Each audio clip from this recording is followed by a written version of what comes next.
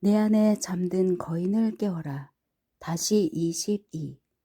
토니 로빈스 지음, 홍석윤 옮김. 22장.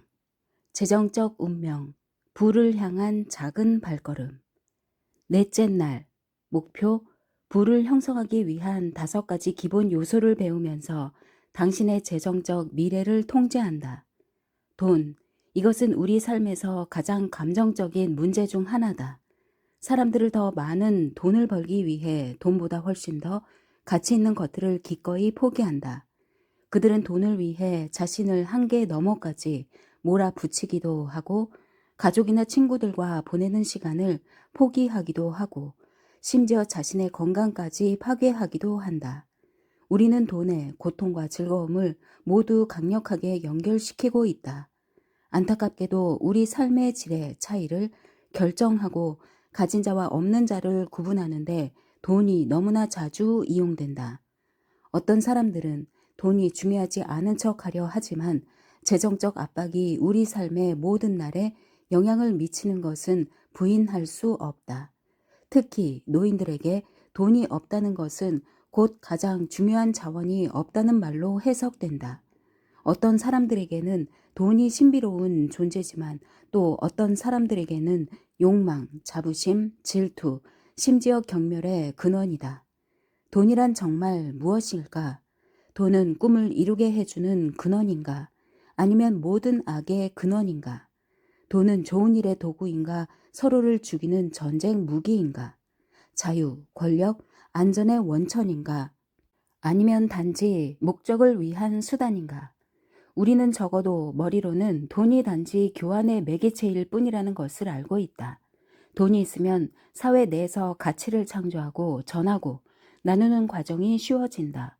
우리가 하는 일이 얼마만큼의 교환 가치가 있는지에 대해 걱정할 필요 없이 우리 자신의 일에 전념할 수 있는 자유를 누리기 위해 우리가 함께 만든 편리한 도구다. 우리는 우리를 가장 쇠약하게 만드는 감정을 가난과 연결시키는 법을 배웠다. 불안, 좌절, 두려움, 불안, 걱정, 분노, 굴욕, 그리고 압도당하는 느낌 같은 감정이 바로 그것이다. 동유럽의 붕괴에서 보는 것처럼 정치 제도도 결국 재정적 어려움 때문에 무너진다. 재정적인 스트레스로부터 자유로운 나라, 기업, 개인은 생각할 수도 없다. 많은 사람이 돈만 있으면 인생의 모든 문제가 사라질 것이라고 오해하고 있다. 이는 전혀 사실이 아니다.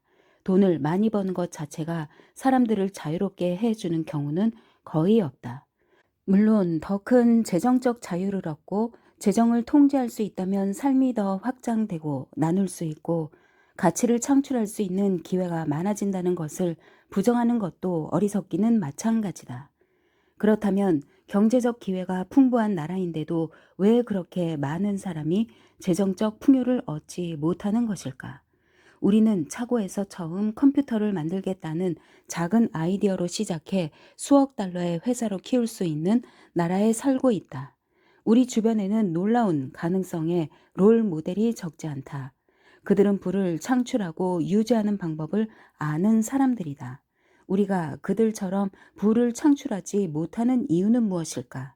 삶의 권리, 자유, 행복의 추구를 위해 선조들이 목숨을 바친 자본주의 국가가 경제, 개혁을 외치며 독립을 추구했던 이 나라가 어쩌다가 평생 일하고 은퇴한 65세 이상 인구의 95%가 정부나 가족의 도움 없이는 스스로를 부양할 수 없는 나라가 되었단 말인가. 지속적인 부를 쌓는 비결을 연구해온 사람으로서 한 가지 분명히 말할 수 있는 것은 부를 만드는 일은 생각보다 간단하다. 그런데도 대부분의 사람이 부를 구축하지 못하는 것은 재정적 기반에 구멍이 있기 때문이다. 이 구멍들은 내부 가치와 믿음의 갈등, 그리고 재정적 실패를 가져올 수밖에 없는 부실한 계획 등에서 발견된다. 이 장이 당신이 재정 생활 전반을 통제하는데 필요한 모든 정보를 제공하지는 못하지만 이 장만으로는 터무니없이 부족하다. 우리 삶에 매우 중요한 재정 부문을 즉시 통제하기 위해 사용할 수 있는 몇 가지 간단한 기초를 제공해 줄 수는 있을 것이다. 우선 믿음이 우리의 행동을 통제하는 힘을 갖고 있다는 것을 기억하는가? 대부분의 사람이 재정적으로 성공하지 못하는 가장 일반적인 이유는 그들이 더 많은 돈을 벌려면 무엇이 필요한지, 그리고 현재 사는데 필요한 것 이상의 돈을 버는 것이 무엇을 의미하는지에 대해 혼재된 감정을 연결시키고 있기 때문이다. 5장에서 배웠듯이 당신의 뇌는 피해야 할 것과 추구해야 할 것에 대해 명확한 연관성이 있을 때만 무엇을 해야 할지 판단할 수 있다. 하지만 당신이 돈을 버는 것에 대해 종종 엇갈린 신호를 보내기 때문에 결과도 엇갈리는 것이다. 예를 들어 우리는 돈이 우리에게 자유를 가져다 주고 사랑하는 사람들에게 베풀 기회, 우리가 항상 꿈꾸던 모든 것을 할 기회, 우리의 시간을 자유롭게 쓸 기회를 줄 것이라고 스스로에게 말한다. 그러면서도 한편으로는 돈을 많이 벌기 위해서는 더 많은 시간 동안 더 열심히 일해야 하는데 그렇게 하기에는 너무 늙고 지쳤다고 생각할 수도 있다.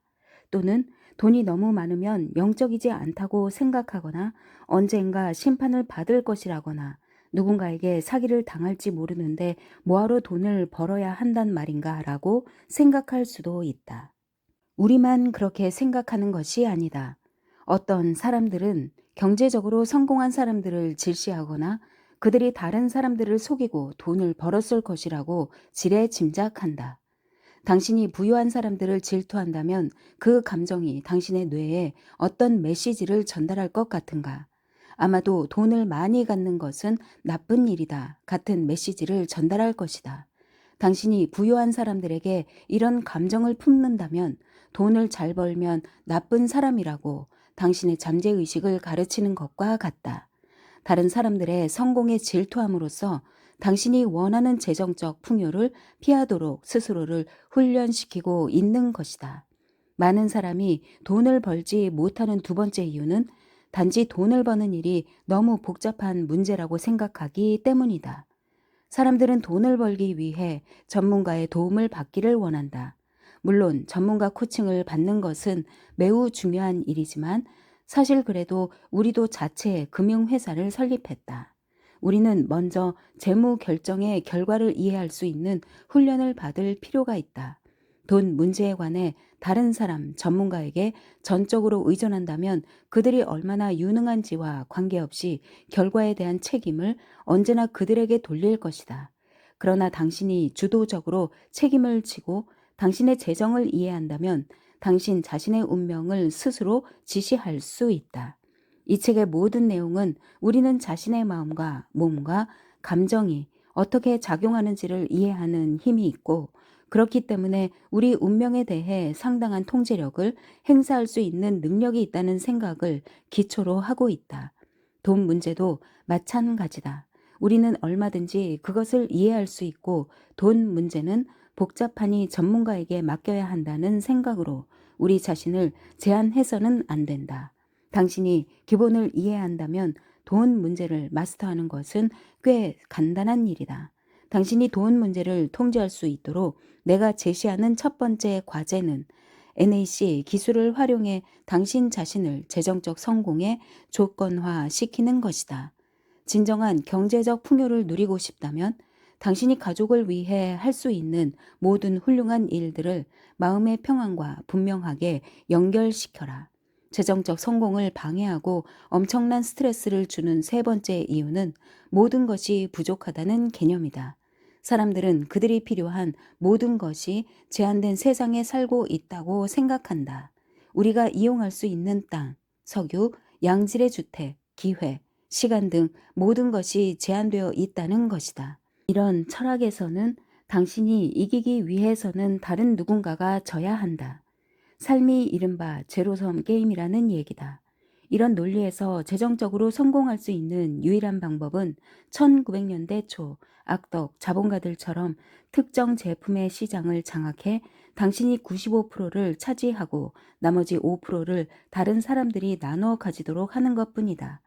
그러나 부족한 공급을 독점한다고 해서 지속적인 부가 보장되는 것은 아니다. 내 가까운 친구 폴 필저는 유명한 경제학자다. 그는 와튼 경영대학원을 졸업했고 연금술 경제 이론으로 잘 알려진 인물이다. 폴은 최근에 책을 한 권 펴냈는데 제목부터가 그의 핵심 믿음과 그것을 뒷받침할 증거를 잘 보여주고 있어서 내가 자주 추천하는 책이다. 무한한 부, 경제 연금술의 이론과 실제라는 제목의 책에서 그는 우리는 자원이 풍부한 환경에 살고 있다고 주장하면서 우리는 지금 인류 역사에서 아주 독특한 시대에 살고 있다고 지적한다. 오늘날에는 돈을 벌기 위해 부족한 물리적 자원을 차지해야 한다는 전통적 생각은 더 이상 통하지 않는 시대가 되었으며 기술이 물리적 자원의 가치와 공급량을 결정하는 시대가 되었다는 것이다. 내가 발간한 파워토크 오디오 매거진과의 인터뷰에서 폴은 자원의 가치와 공급이 어떻게 기술에 의해 완전히 통제되고 기술이 모든 제품이나 서비스의 가격과 가치를 어떻게 결정하는지에 대해 좋은 예를 들어가며 설명해 주었다. 1970년대에 사람들은 지구상의 석유가 곧 바닥날 것이라고 믿었다. 1973년에는 주유소에서 기름을 넣으려면 몇 시간을 기다려야 했다.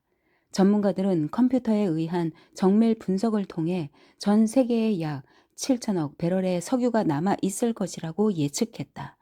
당시 세계의 석유 소비 속도로 보아 35년에서 40년 정도 쓸 수 있는 양이었다. 폴은 전문가들의 예측에 맞는다면 1988년에는 세계 석유 매장량이 5천억 배럴로 줄어들 것이라고 말했다. 하지만 정작 1987년이 되었을 때 우리는 15년 전보다 거의 30%나 더 많은 석유를 가지고 있는 걸로 확인되었다. 1988년에 세계 석유 매장량은 판명된 것만 9천억 배럴로 추정된 것이다. 연구원들은 새로운 발견과 기술로 약 2천억 배럴이 더 추가될 수 있다고 전망했다. 석유 매장량이 이토록 크게 늘어난 이유는 무엇일까? 두 가지 이유가 있다. 하나는 석유를 찾는 우리의 능력이 기술에 의해 크게 향상되었다는 것이다. 또 다른 하나는 기술이 우리가 석유를 더 효율적으로 사용하는 능력에도 강력한 영향을 미쳤다는 것이다. 1973년에 자동차의 연료 효율성을 즉시 2배로 증가시킨 컴퓨터 연료 인젝터라는 아이디어가 나오고 이 새로운 기술이 미국의 거의 모든 자동차에 설치될 것이라고 누가 생각이나 했겠는가.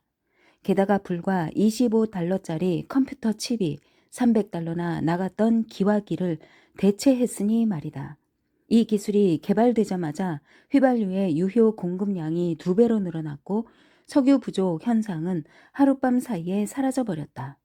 사실 오늘날 석유 가격은 인플레이션에 따라 조정되고 있고 자동차의 연비가 점점 더 좋아짐에 따라 자동차 역사상 어느 때보다도 거리당 휘발유 비용이 적게 든다. 게다가 오늘날 기업이든 개인이든 경제적 고통을 심해지면 즉시 동일한 결과를 달성할 수 있는 대체 자원을 찾는다. 전 세계의 과학자들은 공장, 자동차, 비행기의 동력에 사용되는 석유의 대체 자원을 찾고 있다. 폴은 또 텍사스의 헌트 형제를 예로 들면서 이제 어떤 상품을 매점 매석하는 옛날식 전략은 더 이상 통하지 않는다고 강조했다. 헌트 형제가 시장의 은을 몽땅 사들이면서 은 시장을 완전히 장악하려고 했지만 결국 파산했다. 한때 은 공급이 줄면서 은 가격이 치솟아 재미를 보기는 했지만 왜 그랬을까? 당시 세계에서 은을 가장 많이 소비하는 회사는 개발 과정에서 은을 사용하던 코닥이었다. 그러나 은 가격이 치솟으면서 고통을 겪게 되자 코닥은 사진을 처리하는 다른 방법을 찾기 시작했고 결과적으로 은의 사용량을 크게 줄였다. 은 가격은 즉시 폭락했고 헌트 형제는 파멸했다. 이것은 현대 사회의 부자라는 사람들도 부의 창출을 위해 옛날 방식을 사용함으로써 저지르는 흔한 실수다. 우리는 이제 모든 것의 가치는 전적으로 기술에 의존한다는 것을 깨달아야 한다. 기술은 폐기물도 귀중한 자원으로 바꿀 수 있다. 땅속에 석유가 매장되어 있는 것이 저주였던 시절이 있었지만 농작물이 자라지 못하므로 기술이 그것을 부의 원천으로 만든 것처럼 말이다. 폴은 그의 책에서 진정한 부는 경제 연금술을 구사할 수 있는 능력에서 나온다고 주장한다. 이 경제 연금술은 가치가 작은 것을 가치가 큰 것으로 바꾸는 능력이다. 중세시대의 연금술사들은 납을 금으로 바꾸려고 노력했지만 결국 실패했다. 그러나 이런 노력의 과정에서 그들은 화학의 토대를 마련했다. 오늘날 부유한 사람들이야말로 이 시대의 진정한 연금술사라고 할 수 있다. 그들은 평범한 것을 소중한 것으로 바꾸는 법을 배웠고 이 변화를 통해 함께 따라오는 경제적 보상을 누렸다. 생각해보면 컴퓨터의 엄청난 처리 속도도 결국 먼지에서 나온 것이다. 실리콘이 모래에서 나온다는 것을 아는가? 아이디어, 단순한 생각을 제품과 서비스로 전환하는 사람들이야말로 연금술을 확실하게 구사하는 사람들이다. 모든 부는 마음에서 시작된다. 빌 게이츠, 로스 페로, 샘 월튼, 스티브 잡스 등 오늘날 세계에서 가장 부유한 사람들의 재정적 성공의 원천도 현대 연금술이었다.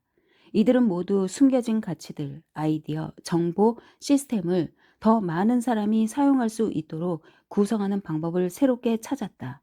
그들은 여기에 가치를 더하면서 거대한 경제 제국을 구축하기 시작했다. 지속적인 부의 창출을 위한 5가지 기본 교훈을 살펴보자. 그런 다음 당신의 재정적 운명을 통제하는 작업을 즉시 시작할 것이다. 1. 이전보다 더 많은 소득을 올릴 수 있는 능력, 즉 부를 창출할 수 있는 능력을 키우는 것이 첫 번째 관건이다. 먼저 간단한 질문을 해보자. 당신이 같은 시간을 일하고도 지금보다 2배 많은 돈을 벌 수 있을까? 혹은 3배나 10배는? 아니, 1000배를 벌 수 있을까? 물론이다. 회사나 동료에게 1000배 더 가치 있는 방법을 찾아준다면 말이다. 부의 열쇠는 더 가치 있는 사람이 되는 것이다. 당신이 더 많은 기술, 더 많은 능력, 더 많은 지능, 더 전문화된 지식, 다른 사람들이 할 수 없는 일들을 할 수 있는 능력을 갖추고 있다면, 또는 당신이 창의적으로 생각하고 크게 기여할 수 있다면, 당신이 가능하리라고 생각했던 것보다 훨씬 더 많은 돈을 벌 수 있다.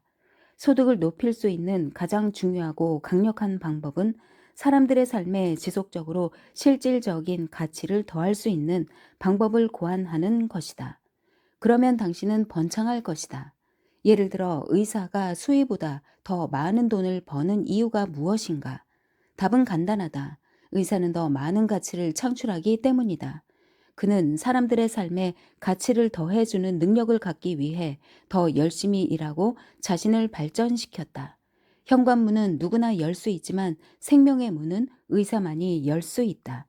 성공적인 기업가들은 왜 엄청난 보상을 받는가? 그들이 주변의 누구보다도 더 많은 가치를 사회에 부과했기 때문이다. 기업가들이 창출하는 긍정적인 측면은 2가지가 있다. 하나는 제품을 통해 고객의 삶의 질을 높이고 그들에게 가치를 더해준다는 것이다. 이것은 모든 회사가 번창하는데 매우 중요하다.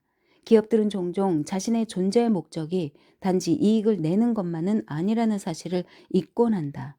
물론 기업이 생존하고 번영하기 위해서는 반드시 이윤이 필요하지만 그것만이 목적의 전부는 아니다.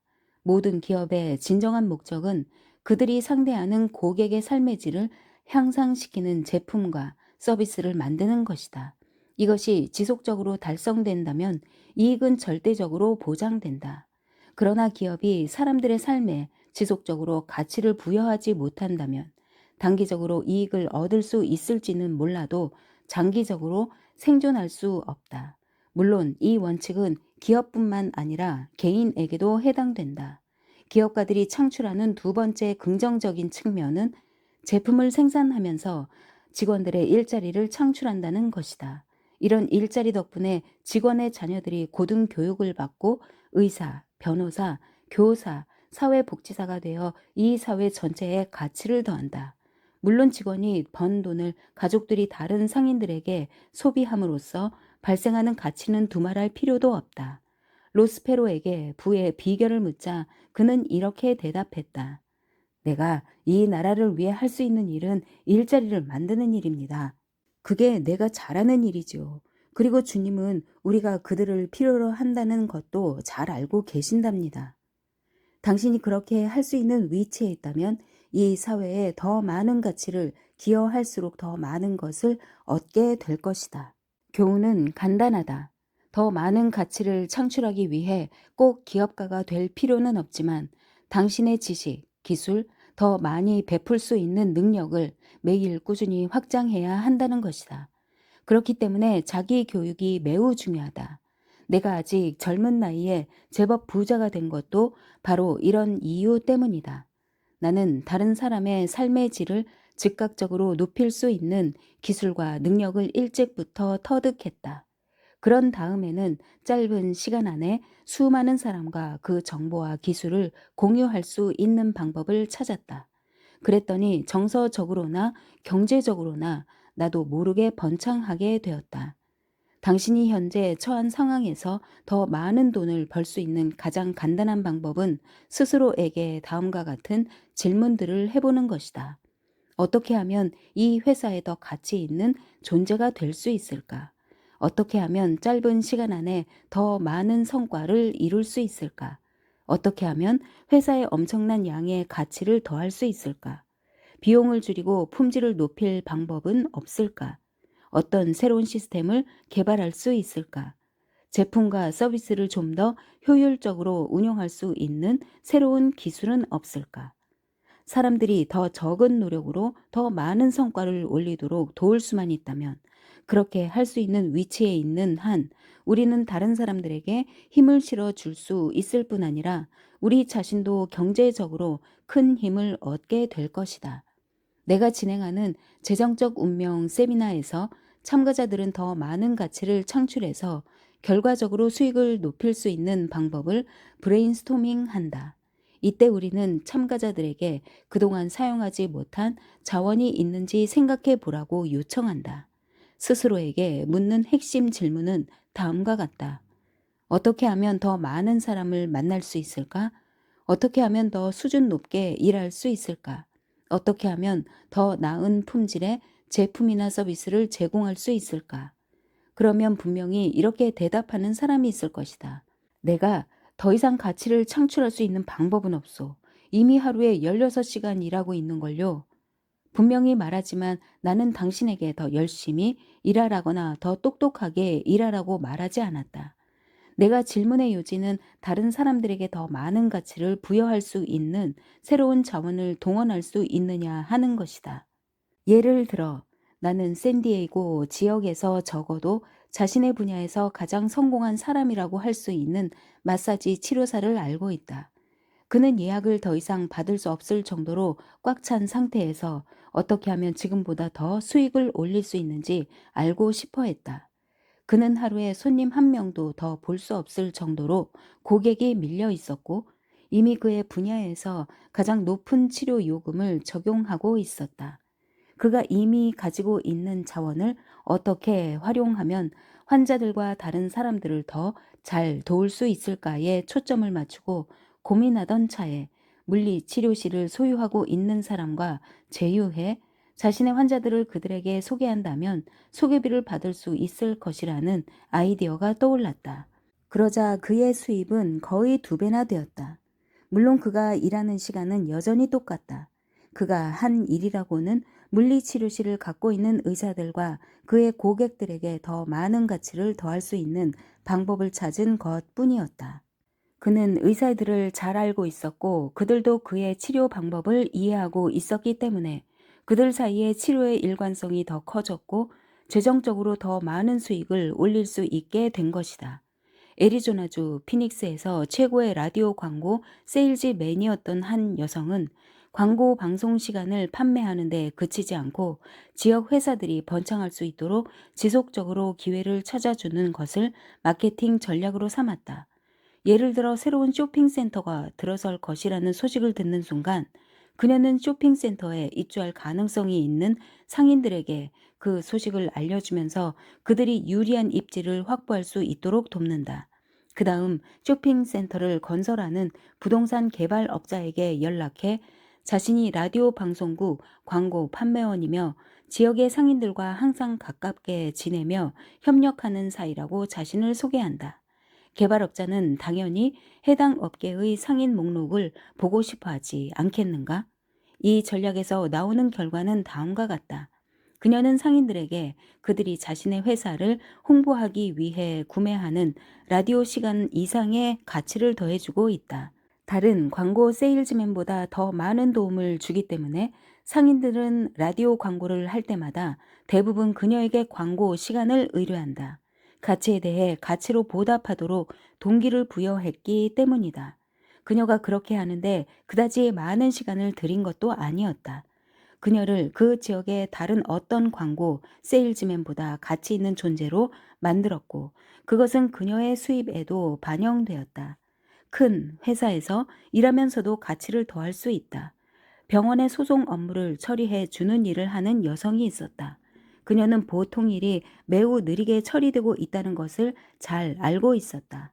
소송 업무의 빠른 처리가 병원 입장에서는 매우 중요하다는 것을 간파한 그녀는 이전보다 4~5배 많은 소송 건수를 빠르고 효과적으로 처리할 수 있는 방법을 찾아냈다. 그녀는 회사 상사에게 그녀가 5명의 일을 할 수 있다면 자신의 월급을 50% 인상해 줄 수 있는지 물었다. 회사는 그녀가 일정 기간 동안 지속적으로 결과를 낼 수 있다는 것을 증명한다면 그렇게 할 것이라고 약속했다. 그녀는 실제로 그렇게 했고 그녀는 직업의 효율성과 수입을 증가시켰을 뿐만 아니라 새로운 자부심을 갖게 되었다. 회사에서 다니면서 수입을 높이려는 경우 명심해야 할 것은 지금 하고 있는 일의 질을 50%만 높여서는 수입을 50% 증가시킬 수 없다는 것이다. 회사는 이익을 내야 한다. 따라서 이 경우 스스로에게 해야 할 질문은 어떻게 하면 내가 하는 일의 가치를 10배에서 15배까지 높일 수 있을까? 여야 한다. 그렇게 할 수 있다면 수입을 올리는데 아무런 어려움이 없을 것이다. 미래 유통의 쇠물결. 90년대 이후 가치를 더하는 가장 강력한 방법 중 하나는 오늘날의 사회에서 부는 유통에서 창출된다는 트렌드를 이해하는 것이다.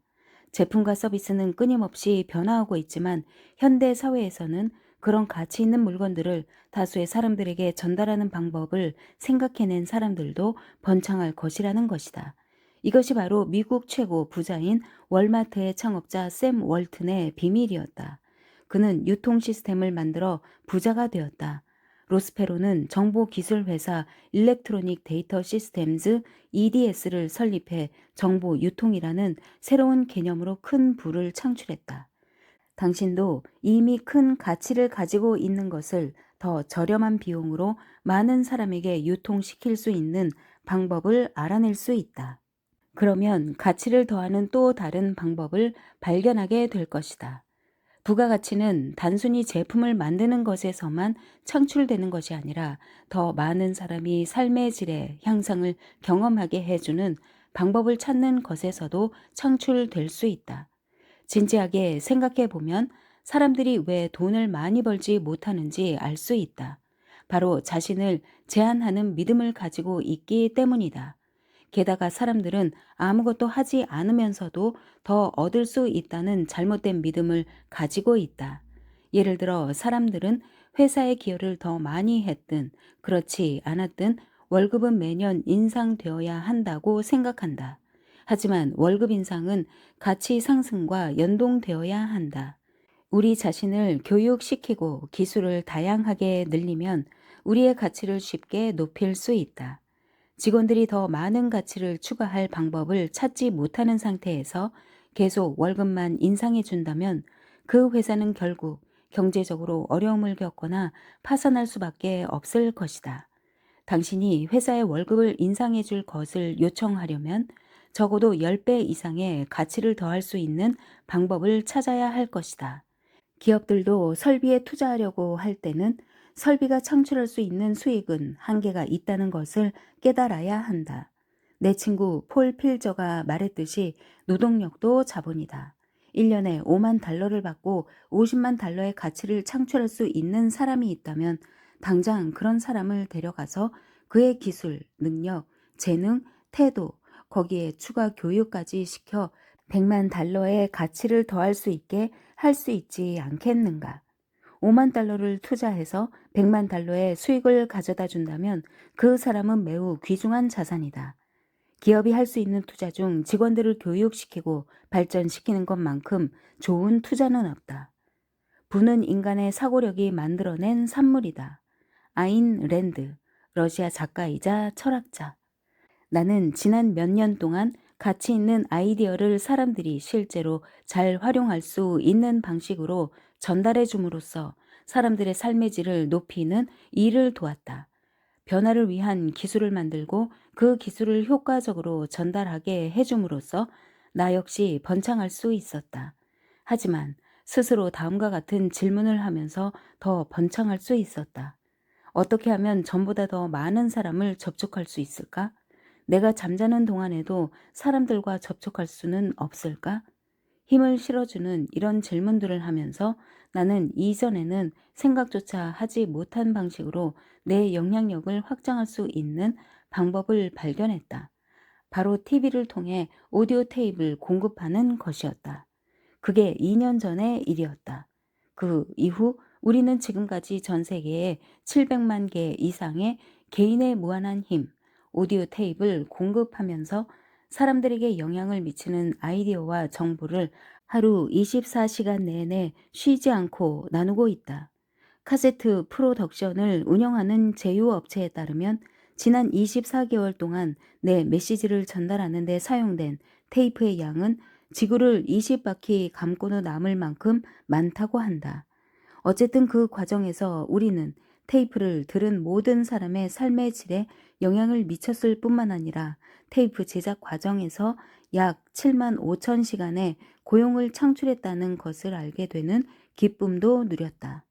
여기에는 테이프 제작에 관여한 다른 공급업체가 소비한 시간은 포함하지도 않았다. 당신도 부가가치가 어떻게 부를 창출하는지에 대한 여러 사례를 들어보았을 것이다. 그 공식은 간단하면서도 강력하다. 바로 당신 스스로에게 이런 질문을 던지는 것이다. 어떻게 하면 현재 환경에 더 많은 가치를 추가할 수 있을까? 당신이 회사에 다니고 있다면 지난 12개월 동안 나는 회사가 얼마나 많은 돈을 벌거나 절약하게 했는가? 라고 물을 수 있을 것이다. 진정한 기여가 삶을 더 풍요롭게 만든다. 그러니 꼭 개인적인 이익을 위해서만 가치를 더해야 한다고 자신을 제한하지 마라. 어떻게 하면 당신의 가정뿐만 아니라 교회, 학교, 지역사회에 더 많은 가치를 더할 수 있을까를 생각하라. 자신이 추구하는 것보다 최소한 10배 이상의 가치를 추구할 수 있는 방법을 찾을 수 있다면 당신은 항상 만족감을 느끼게 될 것이다. 게다가 모든 사람들이 당신처럼 한다면 우리 삶이 얼마나 달라질지 상상해 보라. 2. 두 번째 교훈은 당신의 부를 유지하는 것이다. 당신이 부를 축적하거나 많은 돈을 벌기 위한 효과적인 전략을 가지고 있다면 이제 그 부를 어떻게 유지할 것인가? 일반적인 생각과는 다르겠지만 단순히 돈을 계속 버는 것만으로는 부를 유지할 수 없다. 우리는 많은 돈을 벌었다가 하루아침에 날린 유명인에 대한 이야기를 많이 들어보지 않았던가? 예를 들어 어떤 운동선수들은 자신의 재능 덕에 엄청난 돈을 벌었지만 잘못된 생활 방식 탓에 수입이 없어지자 한순간에 재산을 탕진해 버렸다. 그들은 수입이 떨어졌는데도 감당할 수 없는 방탕한 소비 습관을 여전히 버리지 못해 계산을 모두 잃고 만다. 당신의 부를 유지하는 방법은 단 한 가지뿐이다. 바로 당신이 버는 것보다 적게 쓰고 남은 돈은 투자하는 것이다. 비록 이것이 매우 매력적인 원칙은 아니지만 장기적으로 부를 확보할 수 있는 유일한 방법이다. 하지만 사람들이 얼마나 벌든 상관없이 돈을 쓸 방법만 찾는 것처럼 보인다는 것은 정말 의아스럽기만 하다. 내 재정적 운명 세미나에 참석하는 사람들의 연간 소득은 3만 달러에서 200만 달러까지 다양한데 대략 평균적으로 약 10만 달러다. 그런데 가장 높은 수입을 올리는 사람들도 종종 파산한다. 왜 그럴까? 바로 장기적이기보다는 단기적인 기준에 따라 모든 경제적 결정을 하기 때문이다. 그들은 명확한 지출 계획도 없고 하물며 투자 계획도 없다. 그러면 나이아가라 폭포 아래로 떨어질 수밖에 없다. 부를 쌓는 유일한 방법은 매년 소득에서 투자할 비율을 미리 정해 놓는 것이다. 물론 많은 사람이 이에 대해 잘 알고 있다. 소득의 최소 10%를 저축하고 투자하는 것이 옳다는 말은 누구나 다 들어보았겠지만 놀랍게도 그것을 실천하는 사람은 극소수에 불과하고 당연하게도 부자들은 극소수일 뿐이다. 재산을 확실하게 유지할 수 있는 가장 좋은 방법은 소득에서 10%를 떼어 무조건 투자하는 것이다. 그리고 부를 유지하려면 소비를 통제해야 한다. 하지만 주의할 것은 예산을 짜지 말고 지출 계획을 세우라는 것이다. 이런 식의 비유 표현이 마음에 드는가? 실제로 예산을 효과적으로 짜는 것이 지출 계획이다. 하지만 이 말의 의미는 당신이 기혼자라면 당신과 배우자가 순간의 기분에 따라 소비하지 말고 무엇에 돈을 쓰고 싶은지 미리 결정해야 한다는 뜻이다. 우리는 사고 싶은 것도 많고 급하다는 생각 때문에 물건을 샀다가 나중에 후회하는 경우가 너무 많다. 당신과 배우자가 삶의 각 영역에서 매달 얼마를 써야 하는지에 대한 명확한 계획을 세운다면 부부 간의 많은 논쟁도 피할 수 있을 것이다. 안타깝게도 대부분의 미국인은 지출이 수입을 훨씬 초과한다. 1980년에 미국인들은 신용카드로 540억 달러가 넘는 돈을 빌렸다. 1988년 말에 이 금액은 3배 이상 늘어나 1720억 달러를 넘었다. 이런 방식으로는 재정난을 피할 수 없다. 현명하게 행동하라. 버는 것보다 적게 소비해야 부를 유지할 수 있다. 혹시 하지만 투자가 성장으로 이어지지 않을 수도 있지 않나요? 라고 묻는 사람도 있을 것이다. 그렇다. 그래서 인플레이션 문제도 다루어야 한다.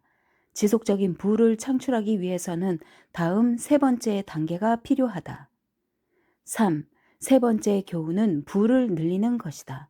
어떻게 하면 부를 늘릴 수 있을까? 내가 지금까지 설명한 방정식에 또 하나의 간단하면서도 강력한 요소를 추가하면 된다. 부자가 되기 위해서는 버는 것보다 적게 쓰고 그 나머지 돈을 투자하고 복리 성장을 위해 수익을 재투자해야 한다는 것이다.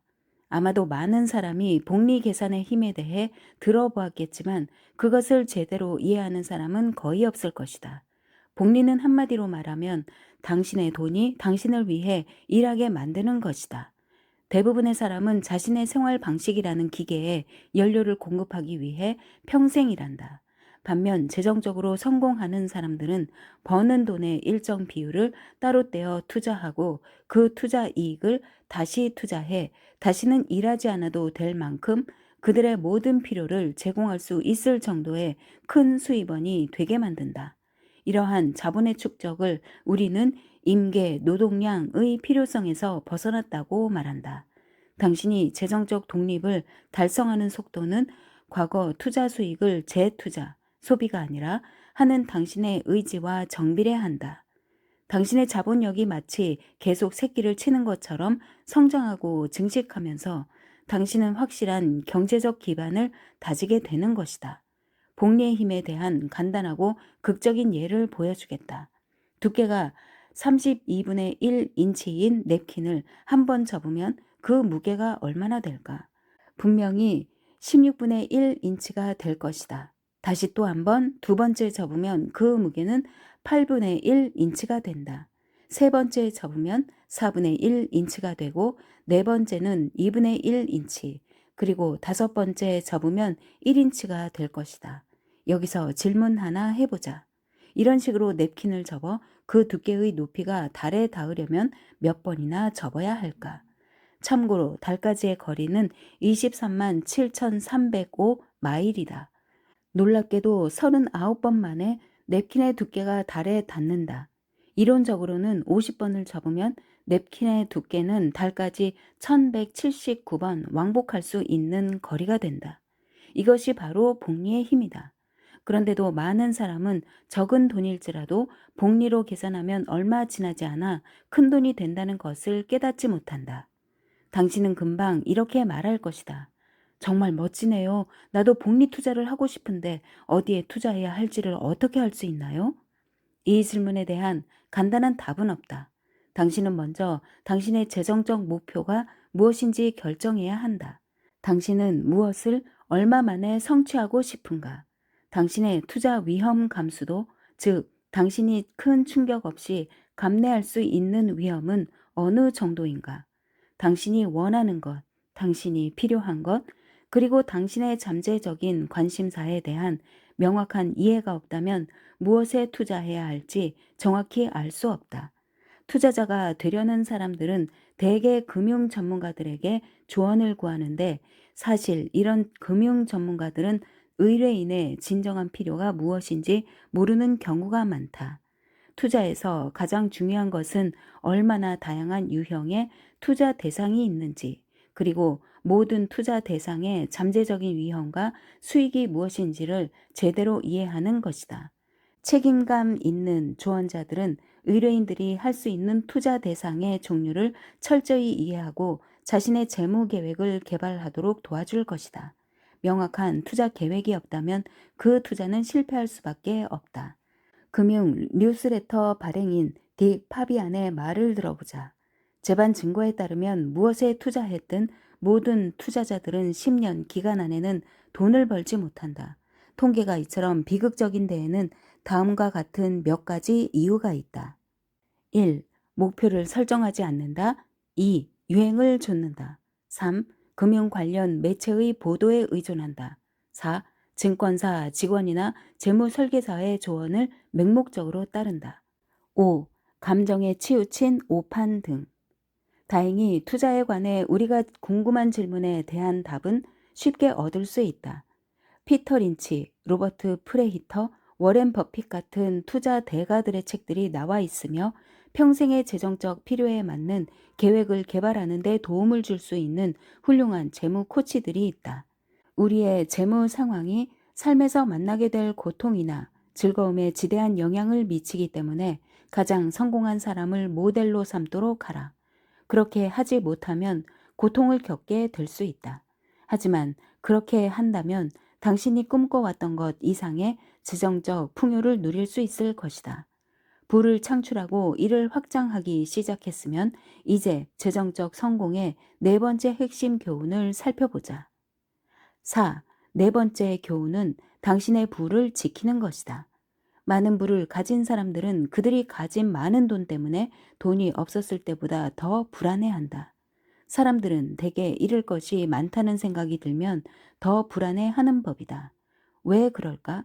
그들은 언제라도 누군가가 자신들을 완전히 부당하거나 불공정하다는 이유로 소송을 제기하고 자산을 일거에 소멸시킬 수 있다는 사실을 잘 알기 때문이다. 미국의 분위기가 얼마나 심각한지 알고 싶은가? 1991년 6월 22일 자 런던 파이낸셜 타임즈의 기사에 따르면 1988년과 1989년에 전 세계에서 제기된 모든 소송 중 무려 94%가 미국에서 제기되었다. 미국에서는 1년에 1,800만 건의 소송이 제기된다. 미국 변호사협회의 통계에 따르면 당신이 캘리포니아에 살면서 1년에 5만 달러 이상을 번다면 당신은 4건 중 1건에 연루될 가능성이 있다. 유럽인의 관점에서 보면 미국인은 항상 어떤 일이 잘못되면 비난할 누군가를 찾고 있는 것처럼 보인다. 그만큼 소송이 많다는 것이다. 불편하게 들릴지 모르지만 불행하게도 미국인들이 그런 태도를 보이는 것은 사실이다.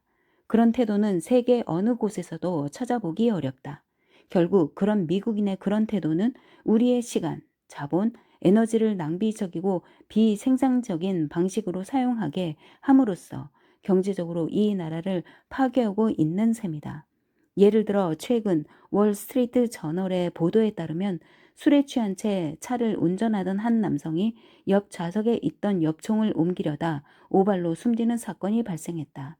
그의 미망이는 남편의 음주 상태를 인정하기는커녕 총기에 음주 운전자를 위한 안전장치가 없다는 이유로 총기 제조업체를 상대로 400만 달러의 손해배상을 청구했고 승소했다. 미국인들은 수년간의 노력 끝에 이룬 자신의 부를 상대로 그에 대한 권리가 전혀 없는 사람들이 소송을 제기할 수 있다는 사실을 알고 불안해한다. 그런 일이 자주 일어나기 때문에 그들은 일의 책임에 대해 늘 촉각을 곤두세운다. 또 투자 결정에 대한 후속 조치에도 영향을 미친다. 하지만 다행히 현재 소송에 연루되어 있지 않다면 당신의 자산을 보호할 수 있는 법적 방법은 없다.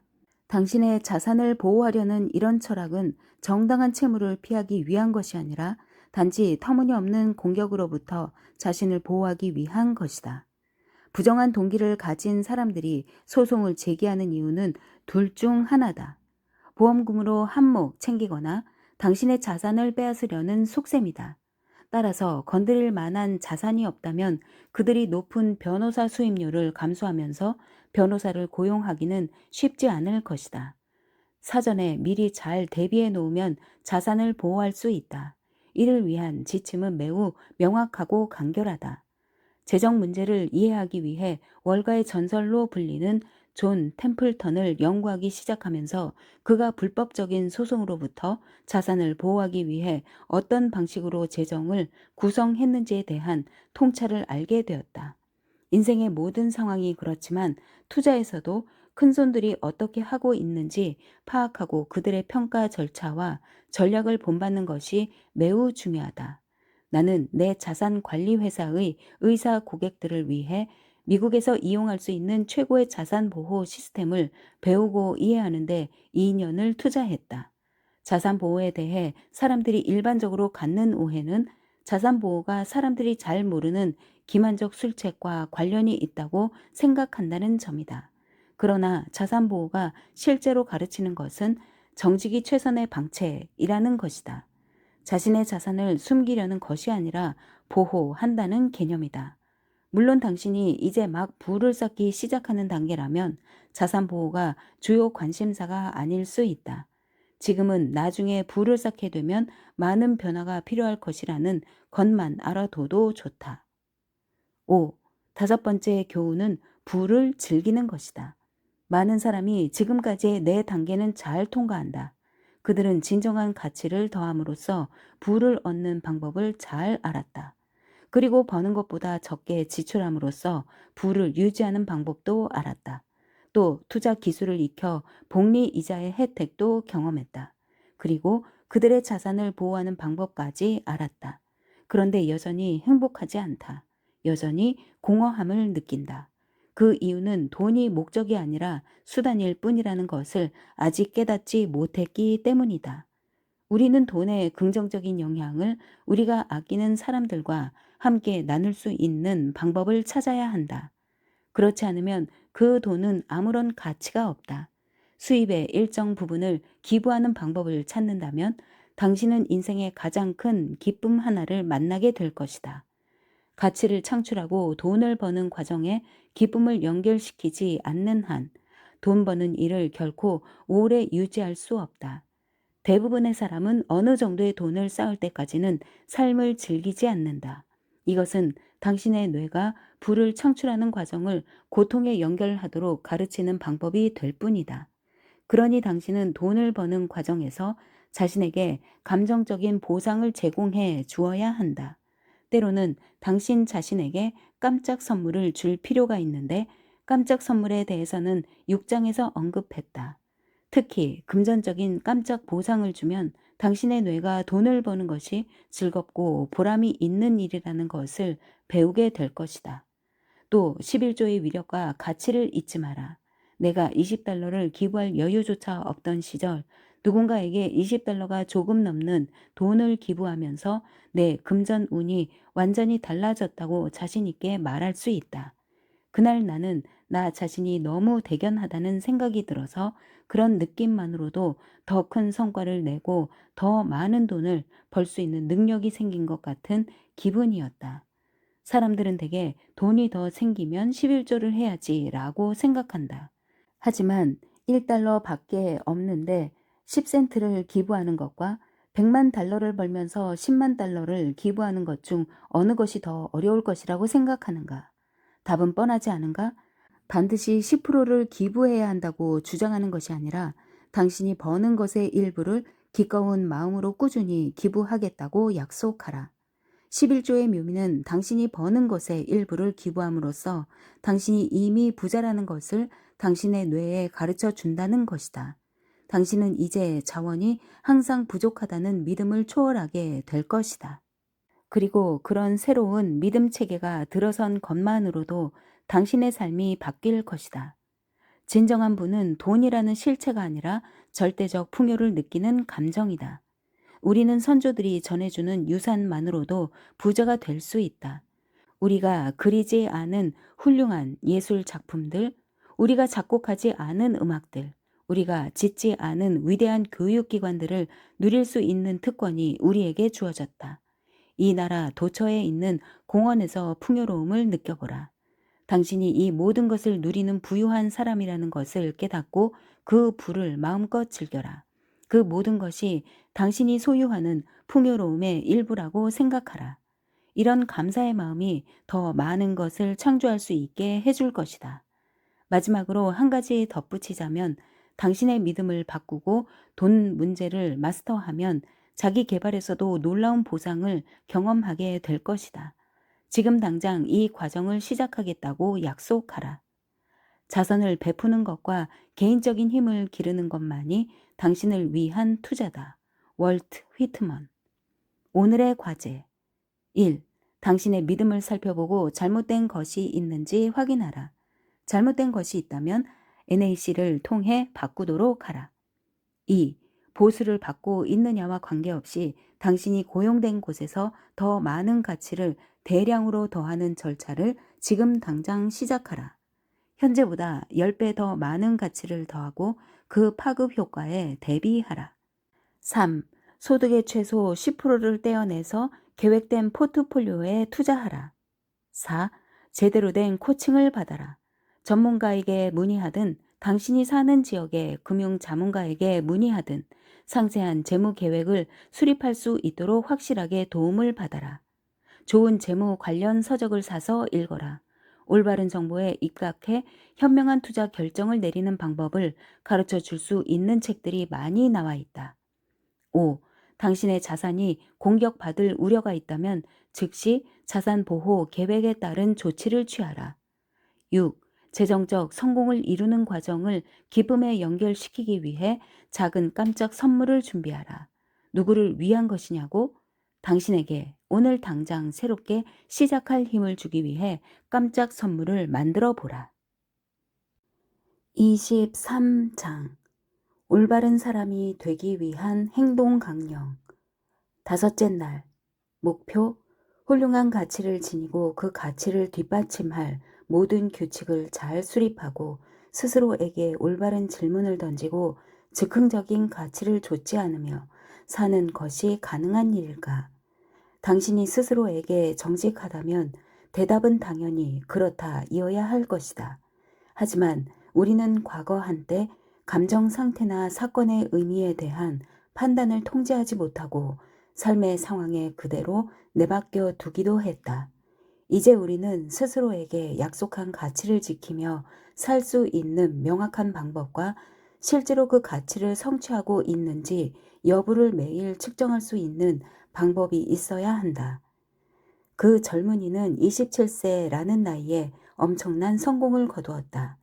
그는 밝은 성격에 박학다식했고 큰 성공에 온 세상을 다 가진 것만 같았다. 하지만 어느 날 그는 자신이 행복하지 않다는 것을 깨달았다. 많은 사람이 그를 오만하고 고압적인 사람이라고 생각하며 좋아하지 않았던 것이다. 그는 궁극적인 운명은 말할 것도 없고 자기 삶의 방향을 더 이상 통제하지 못하고 있다는 생각이 들었다. 그는 자신에게 더 높은 기준을 설정하고 그 기준을 달성하기 위한 전략을 개발하고 매일 결과를 측정할 수 있는 시스템을 만들어 자신의 삶을 통제하기로 결심했다.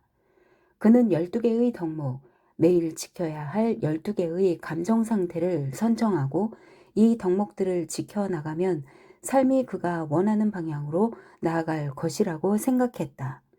그는 수첩을 꺼내 12개의 감정 상태를 모두 쓰고 그 감정 옆에 날짜 칸을 만들었다. 이 덕목들 중 어느 하나라도 어길 때마다 그날의 칸에 검은 점을 찍는 거야. 물론 검은 점이 있는 칸이 하나도 없는 것이 목표지. 그러면 내가 이 덕목대로 살 수 있는지 알 수 있을 거야. 그는 자신의 생각이 너무 자랑스러워서 친구에게 수첩을 보여주며 자세히 설명했다. 친구는 좋아. 그런데 그 목록에 겸손함을 더하면 더 좋을 것 같은데? 라고 말했고 젊은이는 웃으며 그의 목록에 13번째 덕목을 추가했다. 그 젊은이가 바로 벤자민 프랭클린이다. 이 이야기는 내가 밀워키의 허름한 호텔 방에서 읽었던 벤자민 프랭클린의 자서전에 나오는 이야기다. 그때 나는 라디오와 TV 토크쇼, 책 사인회, 각종 초청 행사 등 눈코 뜰 새 없이 바쁜 일정을 소화하고 있었다. 그런데 그 전날 밤 나는 벤자민의 자서전을 읽고 이런 결심을 했다. 좋아, 이제 여기까지 왔으니 나도 벤자민의 방식을 실천해보자. 최소한 내 마음에 양식이 될 수 있으니까. 마침 최근에 가치와 우선순위에 대한 아이디어가 떠올라 나 자신의 삶에 적합하다고 생각하는 가치 목록을 만들었던 참이었다. 그러나 벤자민의 덕목을 보고 반성하면서 나 자신에게 이렇게 물었다. 그래, 넌 사랑을 가치로 삼으면서 정말로 지금 당장 사랑을 베풀고 있니? 너의 가치 목록 상위에 기여도 있지만 지금 당장 기여를 하고 있니? 이 질문에 대한 내 대답은 아니오였다. 나는 좋은 가치 목록을 가지고 있었지만 정말로 내가 매 순간 그 가치들을 지키며 살고 있는지 아닌지를 측정하지 않았다. 물론 내가 남을 사랑하는 사람이라고 생각했지만 돌이켜보면 남을 사랑하지 않았던 때도 많았다. 나는 그 자리에 앉아서 나 자신에게 물었다. 내 생애 최고의 기분은 어떤 감정 상태일까? 내가 무슨 일이 있어도 매일매일 잃지 않아야 할 마음 상태는 무엇일까? 어떤 환경에서든 어떤 문제가 생기든 매일 하루에 한 번은 반드시 경험해야 할 마음 상태는 무엇일까? 내가 약속한 마음 상태의 목록에는 친절, 행복, 사랑, 사교성, 쾌활함, 활력, 관대함, 특이함, 열정, 즐거움 등이 모두 들어 있었다. 이 마음 상태 중에는 내 가치관과 같은 것도 있고 그렇지 않은 것도 있다. 하지만 내가 이 마음 상태들을 모두 매일 경험한다면 내 가치관에 따라 살 수 있을 것이라고 생각했다. 당신도 상상할 수 있겠지만 그것을 매일 확인하는 것은 아주 흥미로운 과정이었다. 다음날 라디오와 TV 토크쇼에 출연하면서 나는 의도적으로 이런 마음 상태를 유지했다. 그러자 나는 금방 행복, 사랑, 힘, 재미를 느꼈고 내가 한 말이나 행동이 진행자뿐만 아니라 이 프로그램을 듣고 보는 모든 사람에게 뭔가 기여했다는 느낌이 들었다. 토크쇼가 끝나고 책 사인회를 하기 위해 지역 쇼핑몰로 갔다. 내가 그곳에 도착하자 사인회 관리자가 괴로운 표정으로 내게 다가와 말했다. 약간의 문제가 생겼습니다, 로빈슨 씨. 선생님이 오늘 책 사인회를 한다는 공지가 내일 신문에 실린다는군요. 내가 전날 벤자민 프랭클린의 미덕에 대해 읽기 전에 이런 일이 일어났다면 아마 나는 괴팍스러운 반응을 보였을 것이다. 하지만 내 새로운 감정 상태의 목록이 생각났다. 그래, 어떤 일이 있어도 이 마음 상태를 지키기로 약속했어. 이 상황이야말로 내가 정말로 매일 내 개인의 강령을 실천하며 살고 있는지를 시험할 수 있는 얼마나 좋은 기회인가. 나는 사인회 테이블로 걸어가서 주위를 둘러보았다. 그곳에는 아무도 없었다. 몇몇 사람들이 쇼핑몰을 거닐고 있을 뿐이었다. 아무도 없는 곳에서 어떻게 사인회를 열기를 만들어낼 수 있단 말인가? 내 머릿속에 가장 먼저 떠오른 생각은 이 상황이 너무 어이없을 정도로 특이하다는 것이었다. 그것은 내 감정 목록에 있는 감정 중 하나였다. 그래서 나는 사인해줄 책인 무한 능력을 집어들고 한 구절을 읽은 다음 온갖 종류의 감탄사를 연발했다. 우와, 이게 정말 사실이야? 한 여성이 지나가다가 훌륭한 책이 틀림없다고 외치는 내 열정에 이끌려 걸음을 멈추고 무슨 내용인지 보려고 내 책을 집어들었다. 나는 그녀에게 이 책이 놀라운 책이라며 열변을 토하면서 가장 재미있는 이야기와 강력한 기술이 나오는 부분을 직접 가리켰다. 또 다른 사람이 무슨 일인지 보려고 걸음을 멈추었고 이어서 몇 명이 더 다가왔다. 그리고 채 20분도 되지 않아 25명에서 30명의 사람들이 이 위대한 책에 대해 듣기 위해 몰려들었다. 세상에, 이런 기쁜 일이 또 어디 있을까요? 내가 이 책의 작가와 친한 친구랍니다. 처음 걸음을 멈췄던 여성의 눈이 밝게 빛났다. 정말요?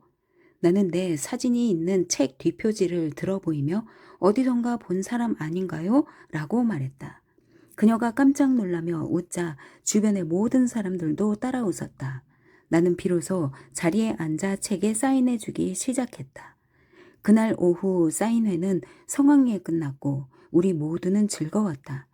발생한 사건이 나의 행동과 인식을 통제하게 내버려 두지 않고 의식적으로 내 행동 강령에 따라 살기로 선택한 결과였다. 이런 감정 상태를 유지하며 살아가는 것이 진정한 내가 되는 것이며 내 가치를 충족하는 것임을 알게 되자 엄청난 만족감을 느낄 수 있었다. 당신의 신조대로 행동하라. 랄프 waldo 에머슨.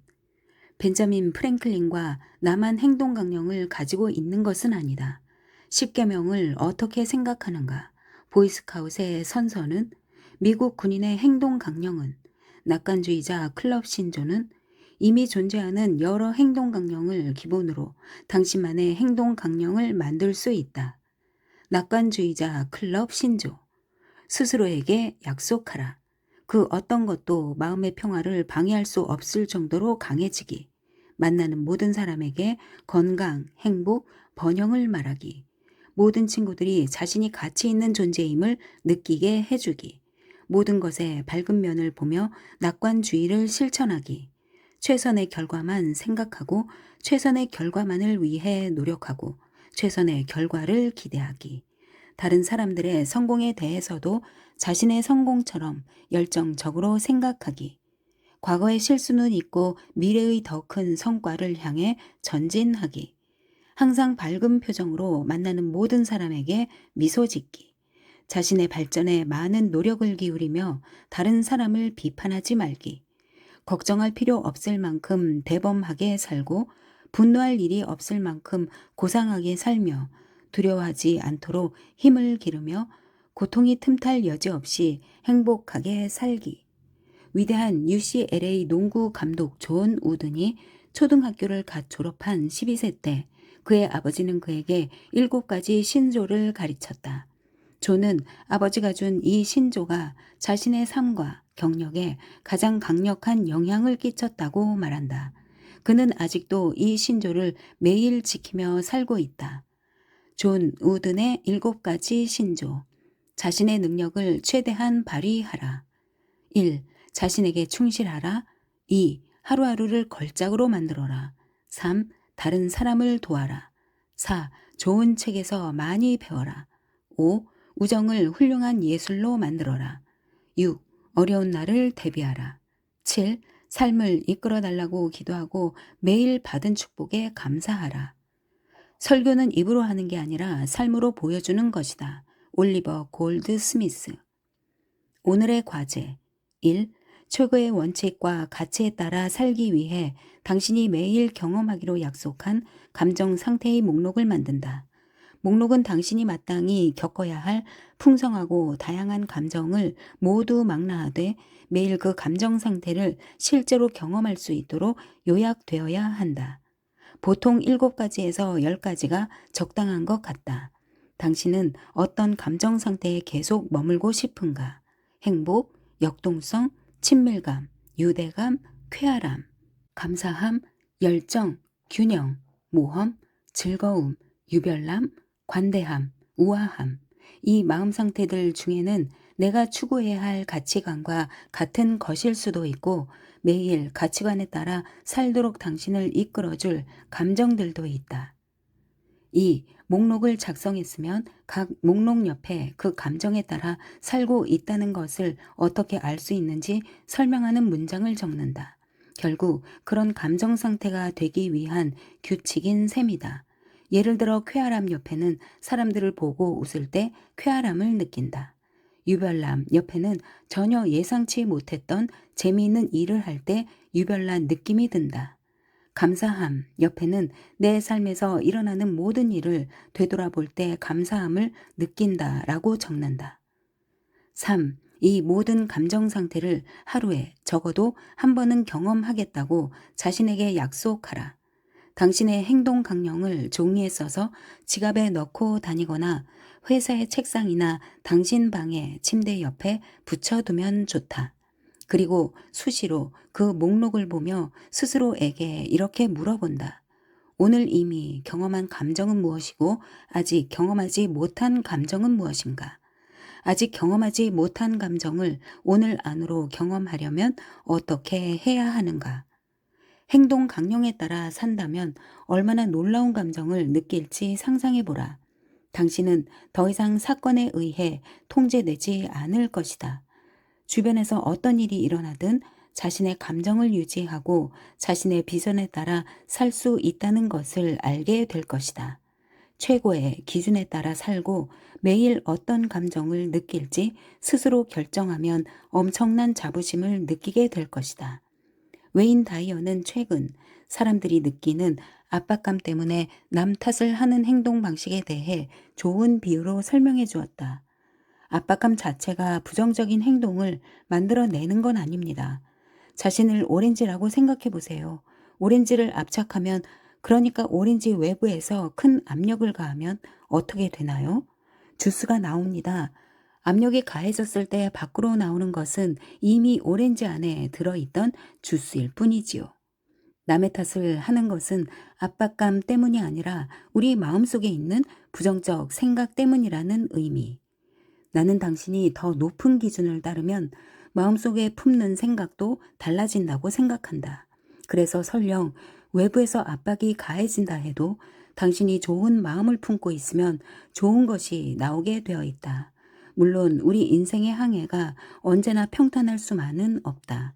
당신이 행동 강령에 따라 살 것인지, 즉 카니의 원칙에 따라 진지한 삶을 살 것인지는 전적으로 당신에게 달려 있다. 당신의 인격과 정체성을 형성하는 것은 당신이 매일 어떤 사람이 되느냐, 즉 원대한 목표나 행동뿐 아니라 당신이 매일 하는 작은 행동에 달려 있음을 명심하라. 이를 위해 당신의 시간과 삶을 통제하는 법을 배워야 한다. 24장 시간과 삶을 통제하라. 여섯째 날 목표 만족감을 높이거나 스트레스를 낮추기 위해 시간을 쓰지 말고 당신에게 유리하게 시간을 사용하는 방법을 배운다. 당신이 스트레스를 받았다면 사실 스트레스를 받지 않는 사람이 누가 있겠는가? 당신이 약속한 수준에 맞춰 일을 해내고 싶었는데 그럴 만한 충분한 시간이 없다고 생각했기 때문일 가능성이 높다. 예를 들어 당신이 그 순간의 요구, 즉 현재의 필요한 일, 현재의 문제, 현재 일어난 사건에만 집중하면 그런 좌절감을 느낄 수 있다. 이처럼 스트레스를 받아 과부하가 걸린 상태에서는 효율성도 급격히 떨어진다. 이에 대한 해결책은 간단하다. 당신이 집중해야 할 시간 범위를 통제하는 것이다. 현재 일에서 스트레스를 받는다면 미래, 즉 당신 앞에 놓인 과제가 성공적으로 완료되었거나 해결된 것에 초점을 맞추면서 보다 여유롭고 풍성한 마음으로 도전에 대처하라. 초점을 바꾸면 즉시 당신의 감정 상태를 변화시키고 현재 상황을 반전시키는데 꼭 필요한 자원을 제공해 줄 것이다. 스트레스는 흔히 특정 시간대에 고착되어 있다는 느낌이 들 때 나타나는 결과다. 예를 들어 어떤 사람이 미래에 대해 계속 비관적으로 생각하는 경우 현재 통제할 수 있는 것에 초점을 다시 맞추게 함으로써 그를 도울 수 있다. 또 문제에 직면하면 과거의 저조한 성과에 지나치게 얽매여 있는 사람들도 있다. 과거의 생각이 머무는 한 스트레스도 커질 수밖에 없다. 따라서 그들의 생각을 현재로 전환시키거나 긍정적인 미래를 기대하도록 전환하면 감정 상태를 즉시 바꿀 수 있다. 이처럼 우리의 감정은 우리의 생각이 어떤 시간대에 있느냐에 따라 크게 달라질 수 있다. 우리는 가끔 시간이 정신적 구성물이며 완전히 상대적 개념이고 시간에 대한 우리의 경험도 우리의 정신 집중의 결과라는 사실을 잊어버린다. 예를 들어 우리가 경험한 시간이 얼마나 길게 느껴지느냐는 상황에 따라 다르다. 줄을 서서 차례를 기다릴 때는 10분이 영원처럼 느껴지지만 사랑을 나눌 때는 1시간이 순식간에 지나가 버린다. 시간에 대한 인식은 우리의 믿음에 따라 달라지기도 한다. 어떤 사람들에게는 상황과 관계없이 20분이 일생같이 길게 느껴질 수도 있고 또 어떤 사람에게는 긴 시간이란 1세기를 의미하는 것일 수도 있다. 이 두 종류의 사람들이 어떻게 다르게 걷고 어떻게 다르게 말하고 어떻게 목표를 다르게 보는지 그리고 이처럼 전혀 다른 준거의 틀에 따라 서로를 상대하려 한다면 얼마나 스트레스를 받을지 상상할 수 있겠는가. 이것이 바로 시간을 통제하는 것이 삶의 기술이라고 말하는 이유다. 시간에 대한 경험을 유연하게 만드는 능력이야말로 삶의 경험을 형성하는 능력인 것이다. 오늘의 훈련으로 3가지 시간 절약 팁을 살펴보고 이를 적용해 보자. 1. 시간을 왜곡하는 능력.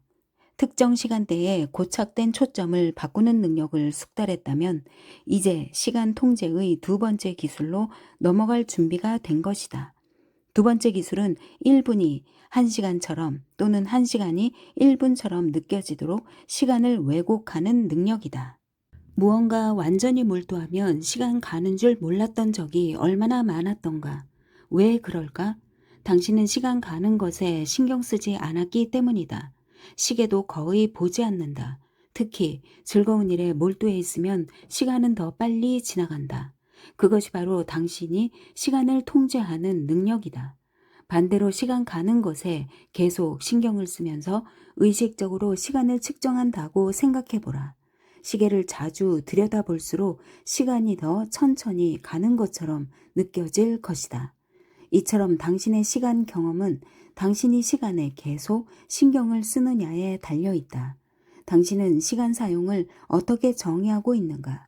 시간을 의미 있게 쓰고 있는가? 낭비하고 있는가? 아니면 그냥 무료하게 흘려보내고 있는가? 시간을 무료하게 흘려보내는 것은 살인이 아니라 자살이라는 말까지 있다. 2. 중요한 일과 급한 일. 시간 통제의 3번째 기술. 아마도 이것이 가장 중요할 것이다. 주어진 시간에 무슨 일을 해야 할지 결정하는 데 있어서 급한 일과 중요한 일 중 어느 것을 먼저 해야 하는지, 그리고 그에 따라 당신의 성취 수준이 어떻게 달라질 것인지를 이해하는 것이다.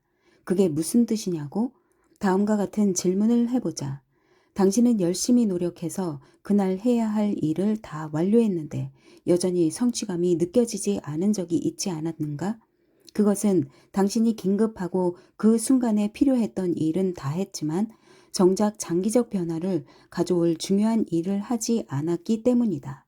반대로 몇 가지 일밖에 끝내지 못했지만 정말로 중요한 하루를 보냈다는 생각이 든 적 있는가? 그것은 급하게 필요한 일보다 중요한 일에 집중했기 때문이다. 긴급한 일을 처리했을 때 우리는 삶을 통제하는 것처럼 보인다.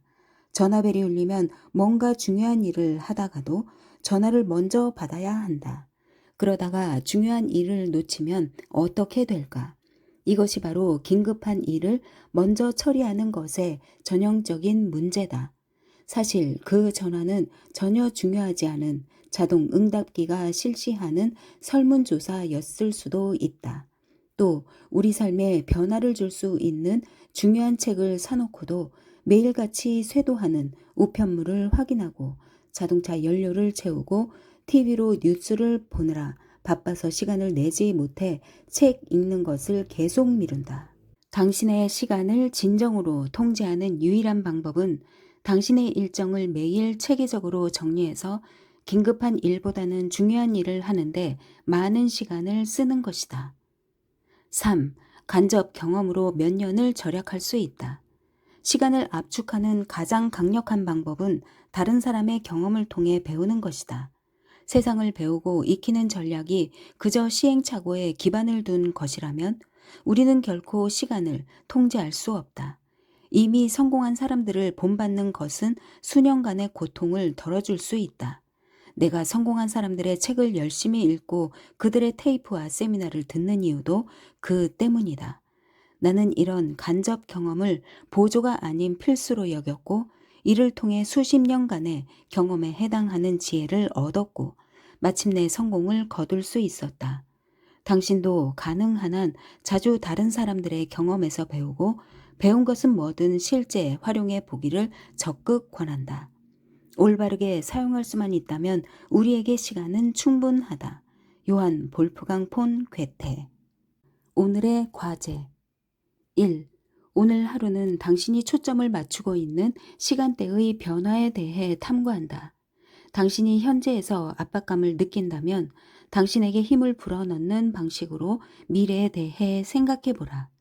예를 들어 당신이 꼭 달성해야 할 목표를 생각하고 그 목표에 완전히 몰입하라. 이미지를 시각화하고 귀를 기울이고 그 안에 들어가서 어떤 느낌인지 느껴보라. 소중한 기억 한가운데로 들어가 보라. 당신의 첫 키스, 첫 아이의 탄생, 친구와의 특별한 순간 등 시간대를 빠르게 바꿀 수 있는 능력을 개발할수록 더 많은 자유를 누릴 수 있게 되고 더 다양한 감정을 당신 안에서 만들어낼 수 있을 것이다. 이 연습을 충분히 반복하라.